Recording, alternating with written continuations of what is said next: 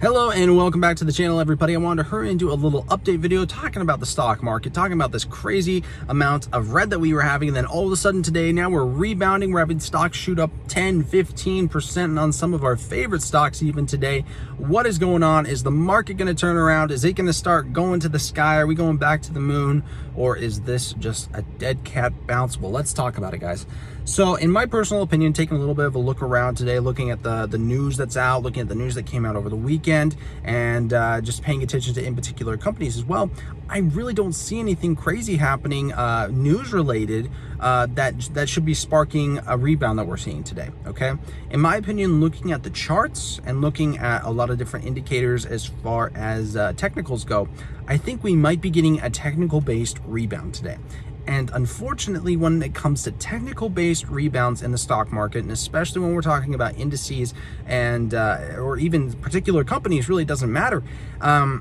Those don't tend to last. Technical based fundamentals or technical based indicators to rebound will usually kind of grant us maybe 1, 2, 3 days of upward trading or upward trajectory in our trends. But typically, if it's just based only on technicals, the fundamentals are going to catch up to these stocks, to these indices, and they're going to drag them right back down. So in my opinion, I feel like we were experiencing a little bit of a dead cat bounce today. Time will show how that actually turns out as far as what I'm doing with my actual own money and what I actually do feel. Just to give you a little bit of a transparency here, I'm only about 35% in stocks right now, about 35% in long positions.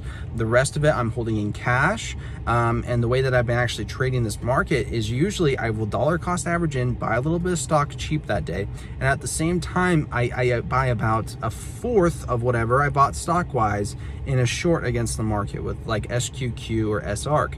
And the reason I do that is so that way, if I'm wrong and if I'm buying stocks at the incorrect time, I have a little bit of a hedge against myself if the market keeps on falling. It's kind of a way of dollar cost averaging in, but also kind of taking a little bit of the edge away from stocks falling at the same time as you're buying. And if you're right, and well, not if you're right, but if stocks do fall and they do continue to go down as you're doing this dollar cost averaging and buying hedge at the same time, then it just gives you a little bit more cash to go buy with next time or when you're ready to sell these positions. So the way that I'm actually selling myself out of these positions is a couple of ways, okay? So I have done a couple of week-long shorts on the market and different things like that and just cashed them out when it seemed right. But over the last week, what I was doing around a lot of the earnings especially is I would buy those SQQQ shares or SARC shares at the same time that I'd buy my favorite stocks and my long equity shares at, right? And I would buy, like I said, about a fourth of whatever the position is that I bought in stock, okay?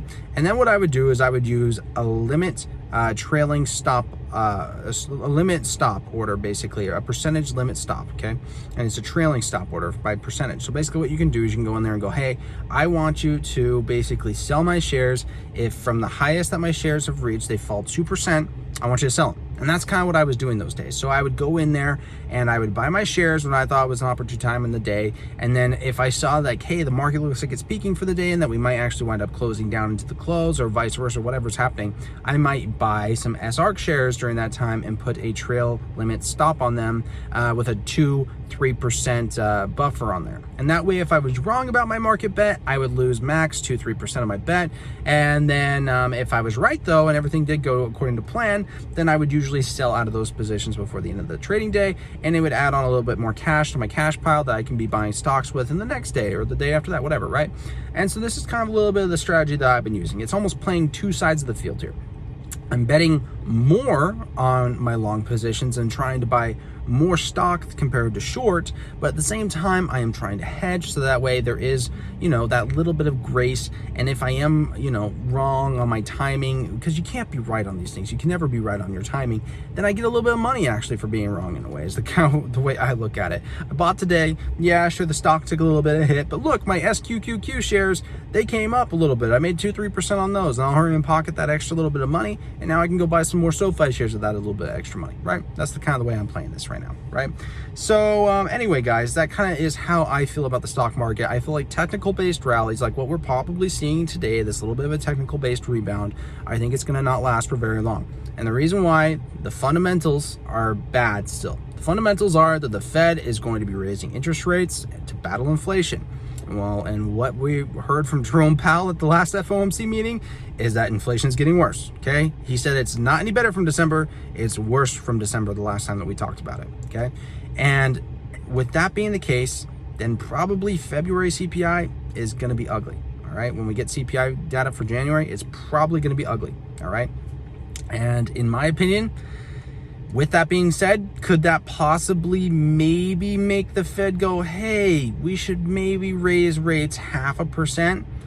I think that would be unlikely, or maybe like 50% chance, but is there a chance that Fed could go and raise the rates 0.5% on its first rate hike? Yeah, and if it does, here's the thing, the market is not gonna be happy. I already know the market's not going to be very happy about even 0.25%.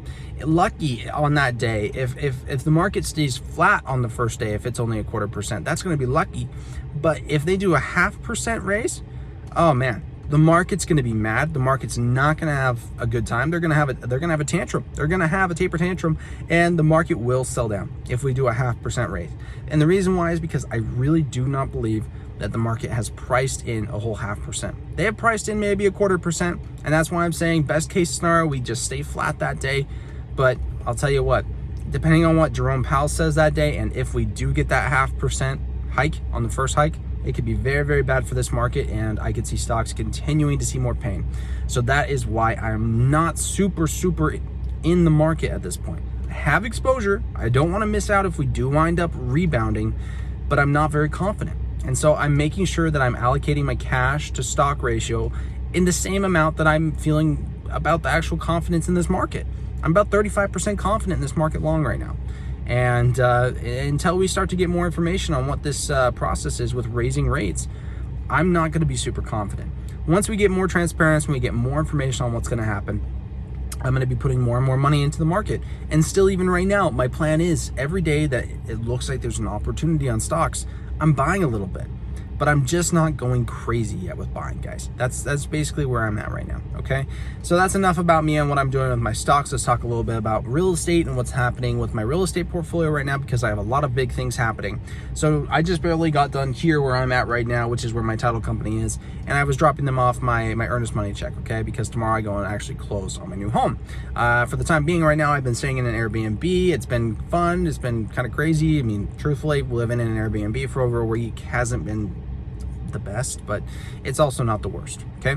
So anyway, tomorrow go and I do my closing documents tomorrow, and then the day after that my loan actually funds and I get my keys and I can officially move into my new home. And so what does that mean? Well, for one, it's awesome because I'm gonna be able to have my studio back and I'll be able to make some real videos for you guys instead of these crappy iPhone videos that I just shoot in my truck. But so that will be awesome. But on top of that, then I'm gonna finally just have my new home and I'll be able to make an awesome video for you guys, kind of showing you guys the new house and showing you the new place. And I think you guys will enjoy it. I think you guys will think it's really cool and a really nice house. As far as an update goes on the old house, which is now my rental unit, I got my renter in there officially now this weekend. He came in and he brought me another month's rent check, and he actually brought the truck and got his keys from me, and so the renters are actually moving into that first property, so it's official. I mean, I had signed my rental documents with them some time back now, a couple of months ago, because I basically pre-rented it to them, and I got about 6 months ahead rent when I did do that. I'll make a video talking about how I do all my lease agreements and different things like that, and how I screen for tenants later on. But yeah, so it's really awesome. Got the renters now in there, and I'm sitting on about 7-8 months, I forget, it's either 7 or 8 months of reserve rent payments that my tenant has already paid me. So as far as real estate goes and the outlook on that, everything has been doing really, really good there for me. The only place that we've been really having any pain is just that stock market, guys. Anyway, so that's a little update on the stock market and a little update on my real estate deal, if you guys have been following my real estate deal. And anyway, I'm looking forward to the new house, looking forward to getting back into the studio, being able to pump out some real good content for you guys. And I'm definitely going to be keeping my eye on the stock market. All right, everybody, if you enjoyed this content today, please make sure that you just help me out by hitting that subscribe button down below, as well as the like button, as it does show the YouTube algorithm that you did enjoy this content and it's going to spread to other people, and that does help out the channel for me. So thank you guys again for watching, and we'll catch you in the very next video. Bye-bye.